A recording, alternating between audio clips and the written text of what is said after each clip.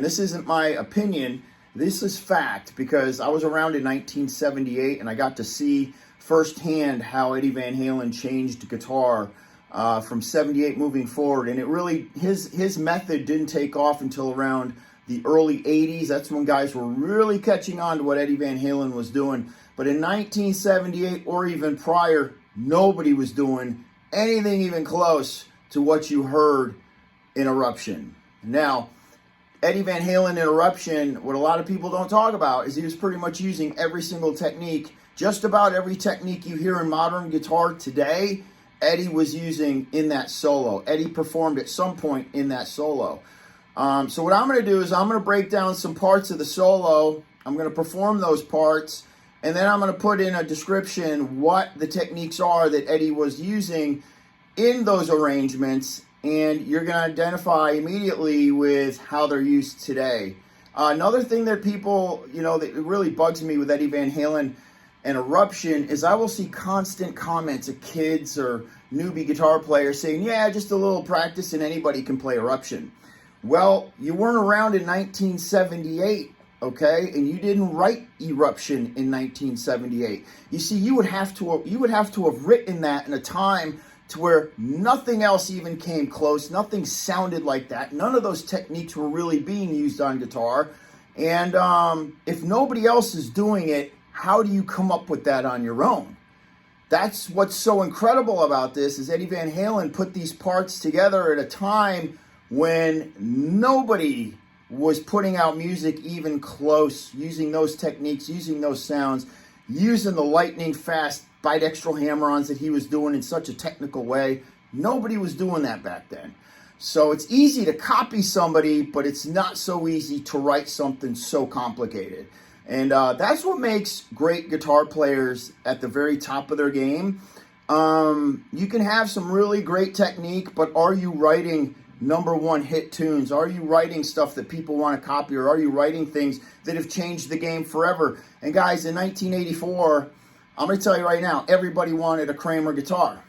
1984, everybody wanted either a Kramer Beretta, but honestly, as long as it said Kramer right here, you were good to go. And it was all because of Eddie Van Halen. You were in your garage working on guitar licks because Eddie Van Halen got you just motivated. You're like, I want to be a guitar god like this guy. What kind of guitar does he play? He plays a Kramer. I need a Kramer. It's been a long time, guys, since anybody's come along and done that to the point to where you had to have that exact guitar. You had to play just like that freaking guy. You wanted to be in a band. And there you go. The hair metal days of guitar wizardry was born thanks to Eddie Van Halen. So here we go. I'm going to break down some of those guitar parts right now in Eruption with the techniques.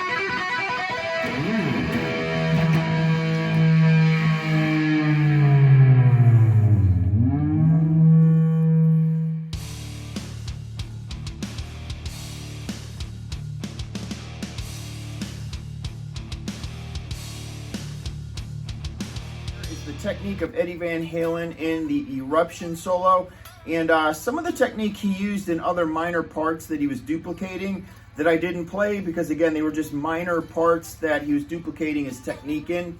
I played the meat and the bones that in 1978 changed the game of guitar. Once you heard it, you knew guitar was changed forever because you'd never heard it before, but you knew guitar players from here on out were going to be copying this guy. And you couldn't wait to hear what came next. That was Eddie Van Halen and the greatest guitar solo ever written, Eruption. If you guys have any songs that you'd like me to break down or solos or anything like that, just comment below and I'll do videos on what I think is the most popular.